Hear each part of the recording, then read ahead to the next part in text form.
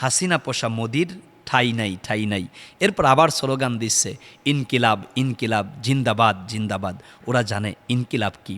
আমার ভাই হাদি ইনকিলাব মঞ্চের মুখপাত্র, তাকে অন্যায়ভাবে এই ভারতের গুজরাটের মোদির পালা দোসরেরা হত্যা করেছে, হাসিনার পালা কুত্তারা হত্যা করেছে।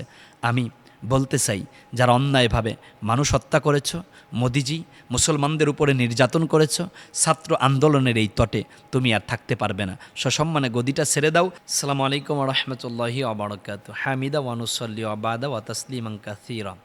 সম্মানিত ভাই বোন, স্বাধীন সোনার বাংলাদেশ সুজলা সুপলা প্রাকৃতিক সৌন্দর্যে মোড়ানো ৫৬,০০০ বর্গ মাইলের মায়াবী জনপদ আমার ছোট্ট সোনার বাংলাদেশ।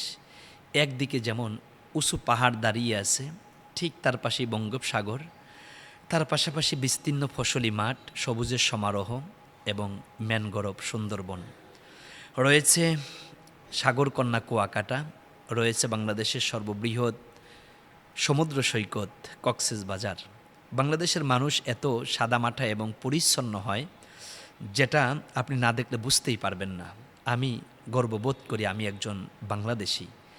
আল্লাহর দরবার অনেক শুকরিয়া যে আল্লাহ বাংলাদেশের মতো এত চমৎকার একটি দেশে আমাকে পাঠিয়েছেন। অর্থাৎ আল্লাহ আমার মায়ের গর্ভ থেকে এই দুনিয়ার আলো বাতাস দেখার মতো একটি সুযোগ আল্লাহ আমাকে করে দিয়েছেন। আলহামদুলিল্লাহি আলা কুল্লি হাল হামদান কাসীরান তয়্যিবা ও মুবারাকান ফিহি। আমার বন্ধুগণ, বাংলাদেশের প্রতিবেশী দেশ ভারত।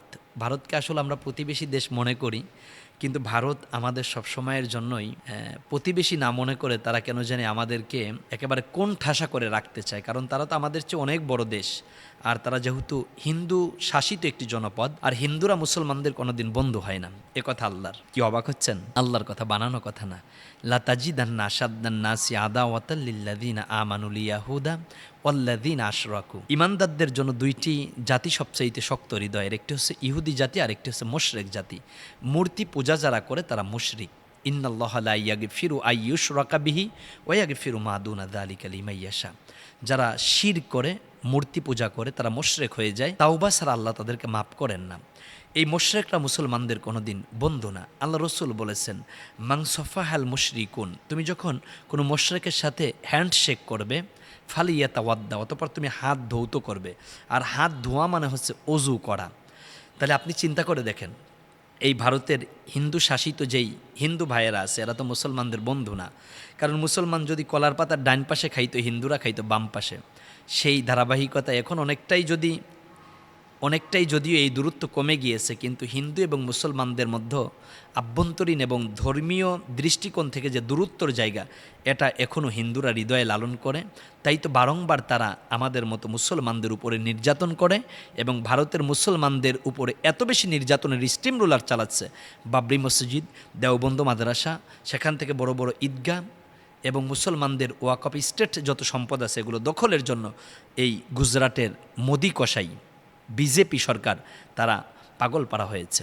কিন্তু 12 যতই তুমি 12, একদিন তোমার 12 বাজিবে, কেউ ঠেকাইতে পারবে না।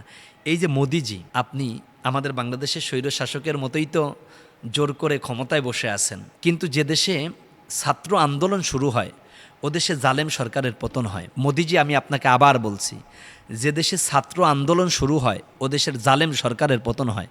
আপনি জুলুমের চূড়ান্ত একটি জায়গাতে চলে এসেছেন। দিল্লির রাজপথে ছাত্র আন্দোলনের এই অগ্রযাত্রার অভিমুখে আছে আল্লাহর দয়া, আল্লাহর রহমত। সেখান থেকে সারা বিশ্বের মুসলমানদের দোয়া তো থাকবেই। কারণ আমরা চাই গুজরাটের যেই কসাই ভারতের মুসলমানদেরকে নিষ্পেষিত করেছে, মুসলমানদেরকে নির্যাতনের একটি কবলে রেখেছে, মুসলমানদের উপরে নির্যাতনের স্টিম রোলার চালাচ্ছে, এই ভারতের বিজেপি সরকার, গুজরাটের মোদি, সে যেন ক্ষমতায় থাকতে না পারে, তার ক্ষমতা যেন ভেঙে টুকরা টুকরা হয়ে যায়। এজন্য ভারতবাসী, আমি আপনাদেরকে বলবো, মোদি সরকার কোনোদিন হিন্দুদের বন্ধু না। কারণ হিন্দু ধর্মেও এই কথা নাই যে অন্য ধর্মকে গালি দিতে হবে, অন্য ধর্মের মানুষকে দেশ ছাড়া করতে হবে। এই ভারত 700 বছর মুসলমান চালিয়েছে। মুসলমানেরা যদি ওই 700 বছরে চাইতো, হিন্দুদেরকে মরিচের ভর্তা বানায় লুকমা করে খেয়ে ফেলতে পারত। হিন্দুরা ভুলে যাবেন না, মুসলমান কিন্তু ওই দিন আপনাদের উপরে নির্যাতনের কোনো স্টেম রুলার চালায় নাই, কিন্তু আপনারা একের পর এক মুসলমানদের উপরে এমনভাবে নির্যাতনের স্টেম রুলার চালাচ্ছেন, বুলডোজার দিয়ে তাদের কবরস্থান ভেঙে দিচ্ছেন, বাড়িঘর জ্বালিয়ে পুড়িয়ে দিচ্ছেন, মুসলমানদেরকে একের পর এক জোর করে আপনি জয় শ্রীরাম বলাচ্ছেন। ভাই, আপনি যদি ভারতে জয় শ্রীরাম বলান, আমরা যদি বাংলাদেশে তাদেরকে জোর করে ধরে যদি বলি যে কালেমা পড়, তখন কি হবে? এই কই যান, শেষ হয়ে গেছে। কিন্তু আমরা যদি জোর করে ধরে বলি যে কালেমা পড়, আমরা যদি জোর করে ধরে বলি যে কালেমা পড়তে হবে, তখন কি হবে? মুসলমান অসভ্য জাতি না। কারণ আল্লাহ রাব্বুল আলামিন কোরআনের ভিতরে বলেছেন, ওয়ালা তাসুব্বুল্লাযীনা ইয়াদউনা মিন দুনিল্লাহ ফায়াসুব্বুল্লাহা আদওয়াম বিগাইরি ইলম। খবরদার, তোমরা হিন্দুদের দেবদেবীকে গালিগালাজ করবে না। তোমরা যদি ওদের দেবদেবীকে গালিগালাজ করো, তাহলে অজ্ঞতাবশত ওরা তোমার আল্লাহকে গালি দিয়ে ফেলবে। তোমরা কি আল্লাহকে গালি শোনাতে চাও? মুসলমান কোনোদিন আল্লাহকে গালি শোনাতে চায় না। এই জন্য মুসলমানদের কোলে হিন্দুরা আছে জামাই আদরের মতো। বাংলাদেশের হিন্দুরা এত নিরাপদ, বাংলাদেশের হিন্দুরা এত সেফটি জোনের মধ্যে আছে, আপনি কল্পনাও করতে পারবেন না। কিন্তু এই মোদির কারণে ভারতের বুকে, যেই ভারত মুসলমানদের ভূখণ্ড, সেখানে এই ভারতের গুজরাটের মোদি সে মুসলমানদের উপরে এত নির্যাতন চালাচ্ছে। কিন্তু মোদি, আপনাকে বলছি, আর রক্ষা হবে না। ভারতের ছাত্র আন্দোলন জেগে উঠেছে। ভারতের আবাল বৃদ্ধা বনিতা, কৃষক, কামার, তাঁতি, জেলে, চাকুরিজীবী, শিক্ষক, সর্বশ্রেণী পেশার মানুষ যেহেতু মাঠে নেমেছে, আপনাকে এবার পালাতে হবে।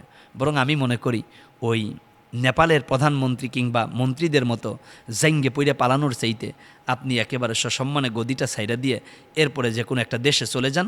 ভারতের মতো একটি ভূখণ্ডে নির্বাচন হবে, যার যোগ্যতা আছে, যিনি যোগ্য তাকে জাতি ভোট দিয়ে সরকার গঠন করবে। কিন্তু আপনার মতো অযোগ্য, আপনার মতো কনজারভেটিভ মনের এরকম কসাইকে ভারতের মানুষ আর সরকার হিসাবে চায় না। এজন্য আমি ভারতের আন্দোলনকারী যত ছাত্রছাত্রী ভাই বোন আছো, তোমাদেরকে বলবো, তোমরা তোমাদের সংগ্রাম চালিয়ে যাও। তোমাদের একটি স্লোগান আমার খুব ভালো লেগেছে, হাসিনা পোষা মোদির ঠাই নাই, ঠাই নাই। এরপর আবার স্লোগান দিচ্ছে, ইনকিলাব, ইনকিলাব, জিন্দাবাদ, জিন্দাবাদ। ওরা জানে ইনকিলাব কি।